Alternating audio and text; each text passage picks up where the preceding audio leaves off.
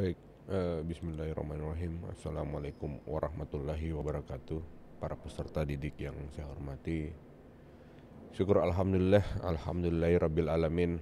Puji syukur kehadirat Allah Subhanahu wa taala yang telah memberikan kita nikmat kesehatan dan nikmat kesempatan untuk bisa selalu mengupayakan bagaimana kemudian kita meningkatkan kemampuan diri kita, kompetensi kita. Ya, salah satu metode yang kita lakukan bagaimana kemudian proses belajar mengajar, yang proses belajar yang kita lakoni selama ini di Fakultas Hukum terhambat oleh adanya pandemi, namun itu tidak membuat kita menyerah untuk berbuat sesuatu, mengisi kekosongan daripada kegiatan kita. Itu semua kita bisa dapatkan dari kesehatan, nikmat kesehatan yang kita diberikan dan nikmat kesempatan yang juga diberikan. Tidak lupa pula kita kirimkan salawat dan taslim kepada junjungan Rasulullah SAW yang telah menunjukkan kepada kita bagaimana sesungguhnya perilaku manusia di muka bumi ini dalam menyikapi keadaan-keadaan yang tidak menguntungkan baginya. Itulah yang kemudian menjadi contoh buat kita. Kemudian kita mendapatkan dasar-dasar perbuatan baik tersebut dari sumbernya, yaitu Al-Quran dan Al-Hadis. Oke, para peserta didik yang saya hormati, kemarin pertemuan yang sebelumnya kita sudah cerita-cerita tentang tujuan daripada sosiologi hukum.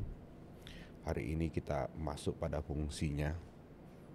Semoga kita kemudian bisa mendalami,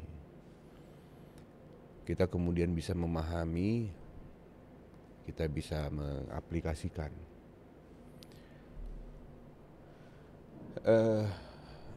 Dalam pengaplikasiannya pernah saya sampaikan bahwa ini penting untuk kita jadikan cara atau metode dalam melakukan sebuah penelitian di tugas akhir kita nantinya.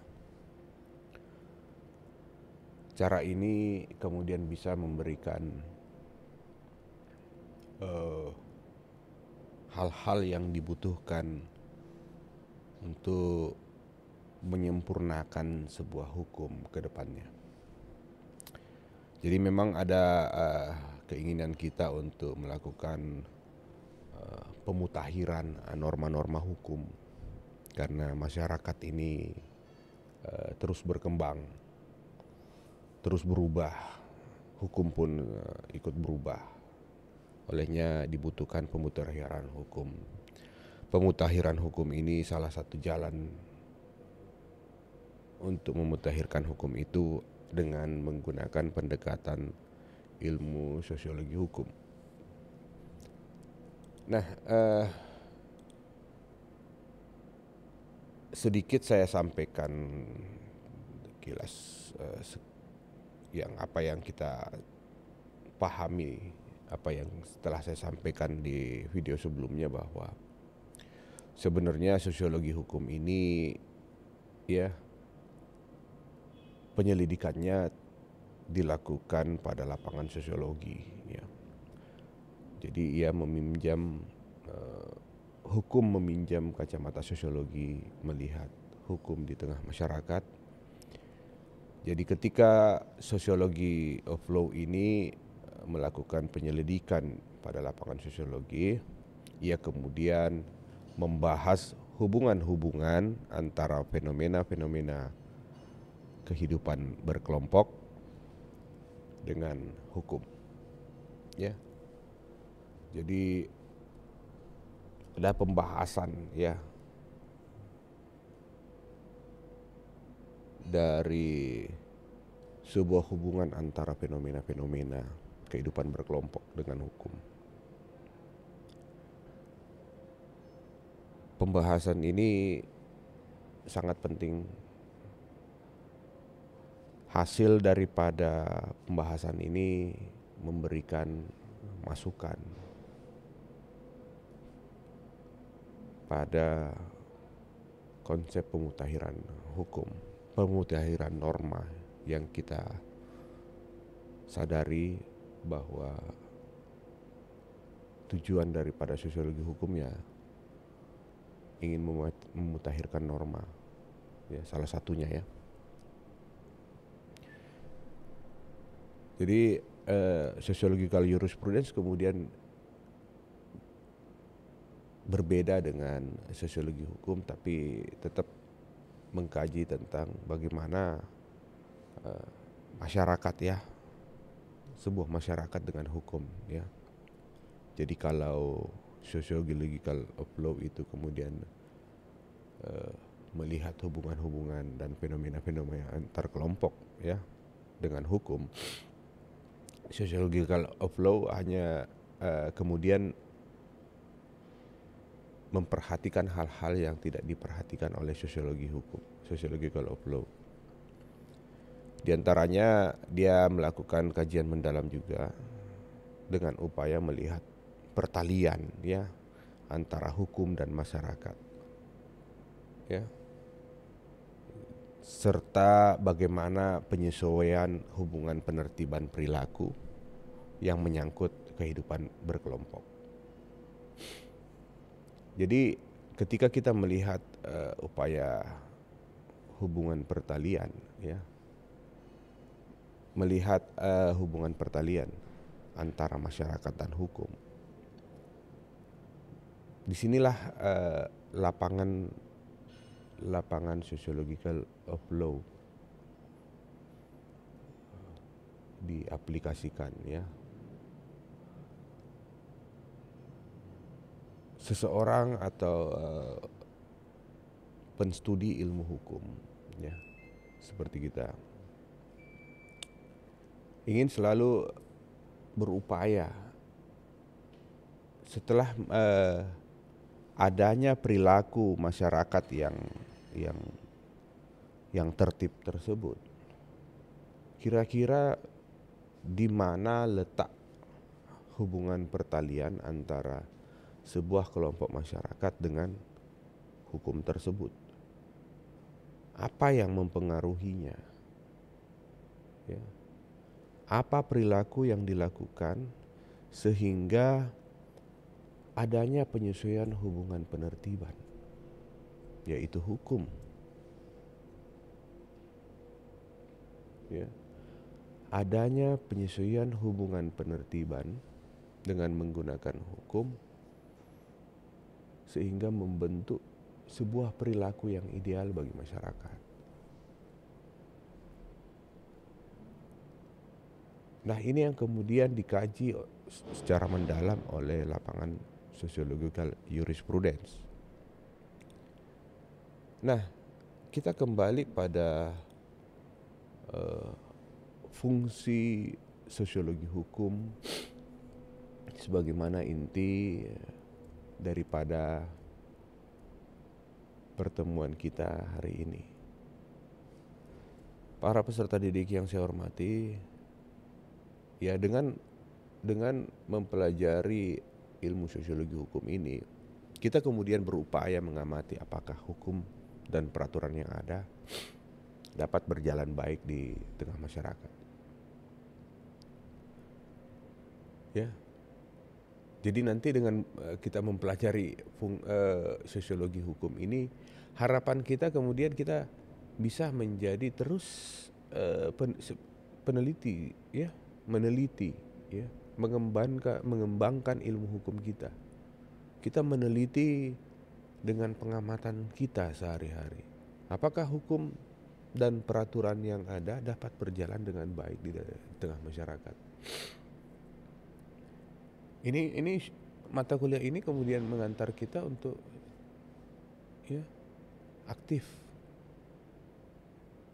melihat fenomena, ya melihat fenomena yang terjadi. Di sini juga kemudian kita ya bisa memberikan, akhirnya kita bisa memberikan masukan ketika kita melihat gejala empiris dan gejala hukum. Ya, kalau tadi berupaya mengamati apakah hukum dan peraturan yang ada dapat berjalan dengan baik di dalam masyarakat, kemudian kita memberikan masukan dari kacamata sosiologi, melihat gejala empiris dan gejala hukum. Coba kita contohkan, ya, ada perilaku-perilaku yang memang hingga saat ini dapat dikatakan sebuah perilaku yang bertentangan dengan norma-norma hukum. Misalnya sebuah tindakan menipu, ya, mengiming-imingi seseorang atau mempengaruhi seseorang dengan tipu muslihatnya, ya.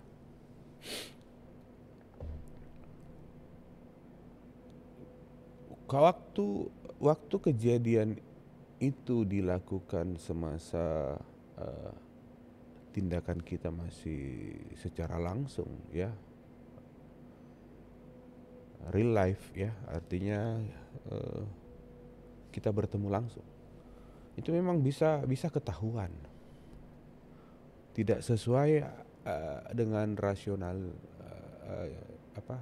penalaran kita, tidak rasional ketika mereka kemudian menyampaikan sesuatu hal berbeda dengan apa yang ia buktikan,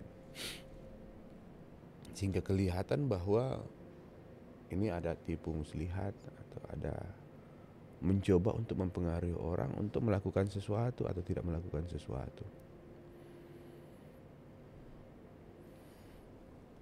Namun berbeda kejadiannya ketika sudah disentuh dengan sistem elektronik. Kita misalnya menjual sesuatu di marketplace, menyimpan barang itu bisa rusak. Handphone aja Anda tidak nyalakan, Anda jual, Anda tidak nyalakan, berbulan-bulan juga bisa rusak. Apalagi makanan, ya. Anda taruh handphone bekas di marketplace, kemudian terjual 4 bulan kemudian, berpotensi handphone itu udah rusak, tidak pernah nyala, ya. Jadi ketika orang sudah membeli, orang bisa menyatakan bahwa tidak sesuai harga yang saya keluarkan dengan kondisi yang ia tawarkan, karena penjualnya tidak pernah mengupdate perubahan-perubahan terhadap handphone tersebut, ya. Jadi disinilah kemudian terlihat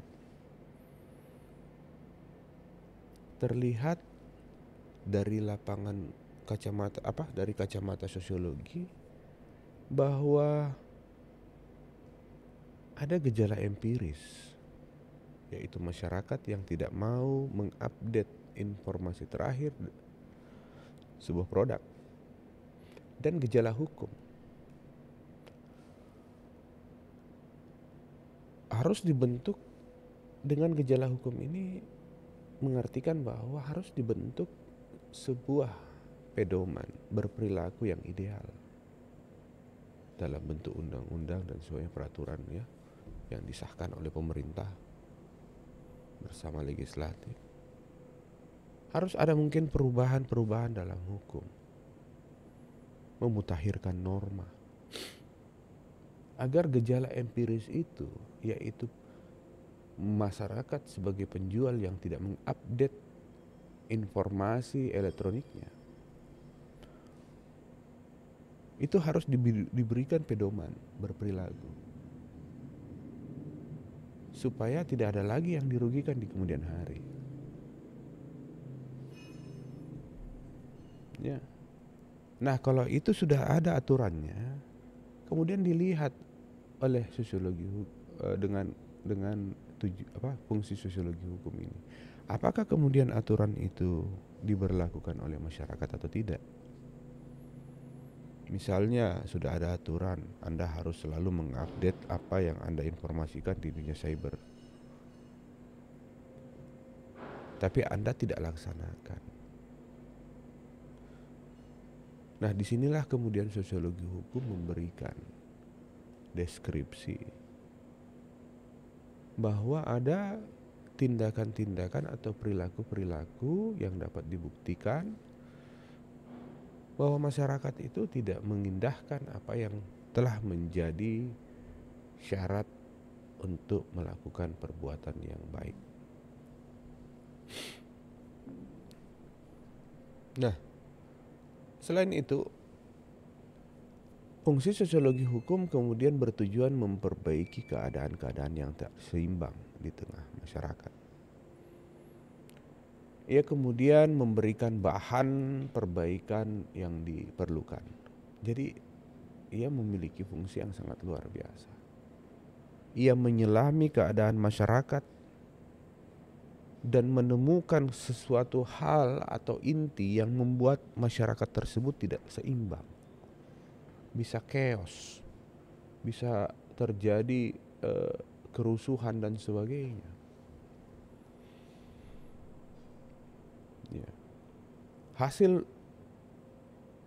peneliti yang menggunakan ilmu pengetahuan sosiologi hukum ini, yang telah menemukan inti daripada sebuah permasalahan, ia kemudian menggambarkan apa atau memberikan bahan bahwa ini adalah masalahnya. Dia menunjukkan ini adalah masalahnya. Boleh kemudian orang lain yang juga penstudi dan pengemban ilmu hukum untuk memberikan solusi daripada permasalahan tersebut. Pada intinya, kita melihat bahwa fungsi daripada sosiologi hukum ini bisa mengungkap tabir. Bisa mengungkap tabir dari sesuatu yang samar-samar menjadi jelas. Fungsi daripada sosiologi hukum ini juga bisa memberikan sebuah bahan yang menjadi objek kajian di kemudian hari ketika terdapat sebuah gejala empiris. Nah, fungsi sosiologi hukum yang lain, dia memberikan penjelasan terhadap hukum. Dia memberikan penjelasan hukum yang memuaskan terhadap kemelut yang terjadi di tengah masyarakat, terjadi di sebuah wilayah,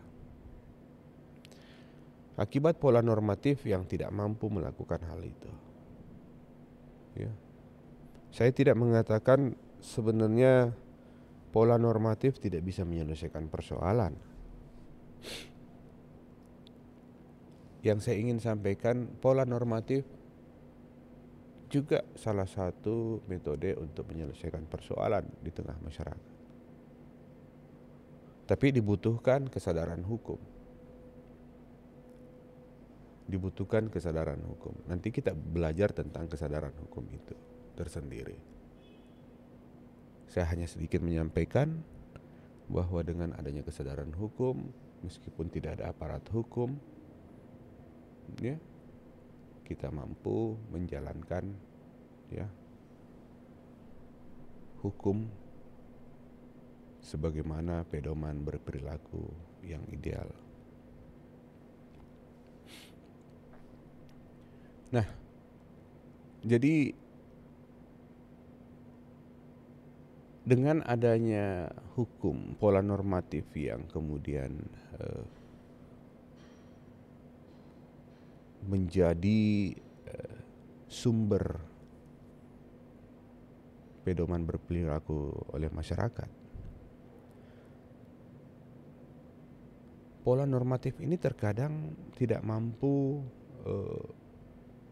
memberikan solusi terhadap tindakan-tindakan masyarakat yang menyimpang dari norma hukum. Anggaplah begini.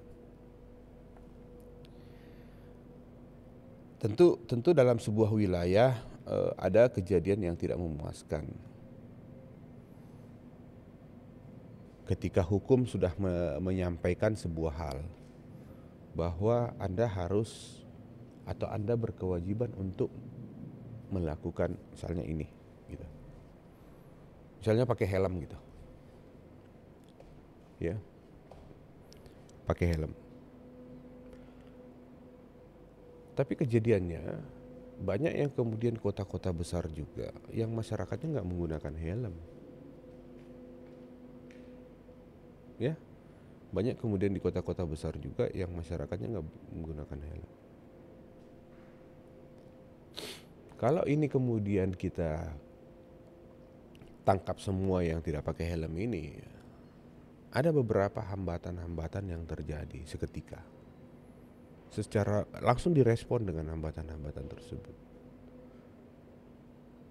Kalau Anda kemudian menangkap anak-anak sekolah yang misalnya di Kabupaten Jeneponto yang begitu luas di Sulawesi Selatan ya, dan kering.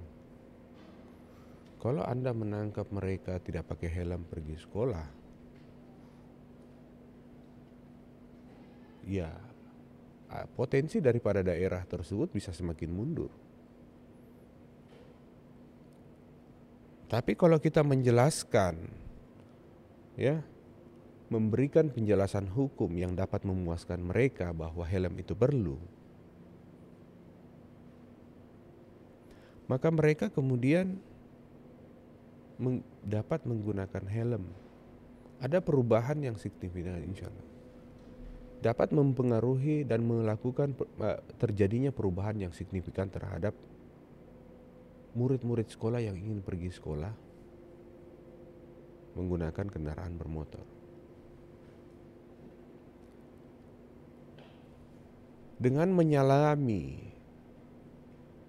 keadaan masyarakat, kita kemudian menemukan bahan yang cocok yang kemudian bisa menjadi objek kajian untuk menuntaskan sebuah permasalahan di tengah masyarakat.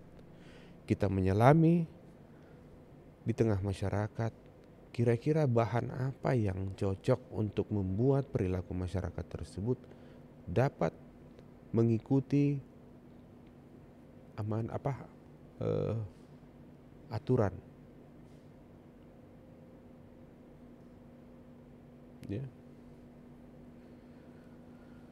Nah, dengan penjelasan hukum yang memuaskan, tentu ini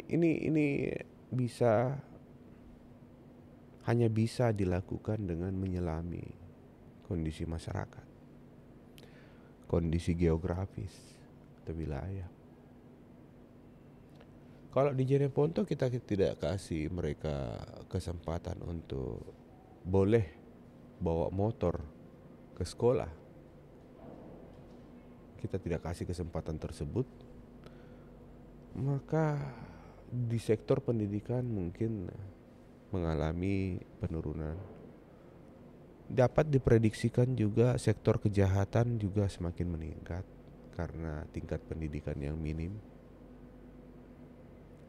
Jeneponto begitu luas. Kalau Anda pernah ke sana, Anda lihat sawah pun kering, ya.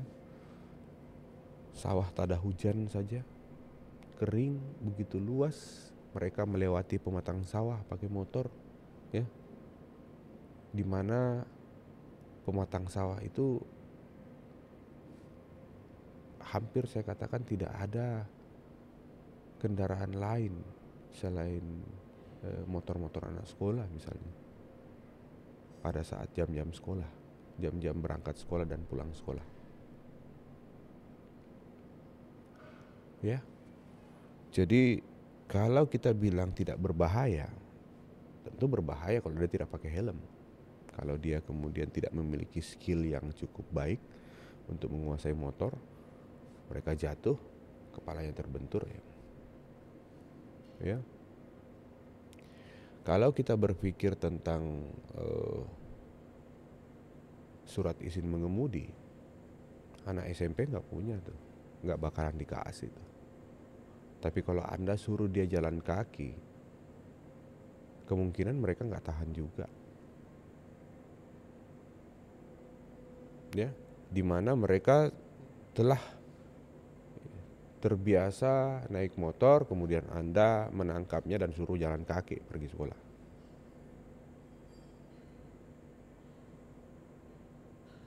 Ini karena amanah undang-undang.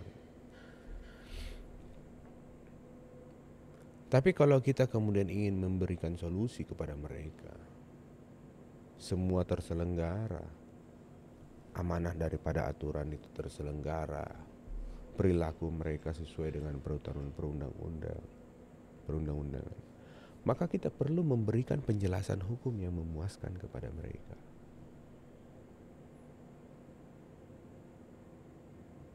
Untuk menaati sebuah regulasi peraturan perundang-undangan, perlu penjelasan hukum yang memuaskan buat mereka. Kita berikan solusi. Kenapa kita bisa berikan solusi? Karena kita telah menyelami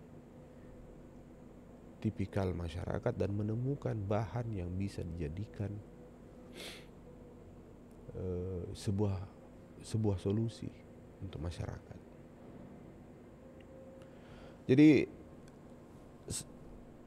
adapun juga yang fungsi daripada sosiologi hukum ini, dia juga ikut dipanggil untuk menyelesaikan masalah dari perubahan sosial yang amat relevan dengan permasalahan hukum. Jadi ketika pola-pola normatif tidak mampu menyelesaikan persoalan seperti yang saya katakan tadi, banyak contohnya itu, ya.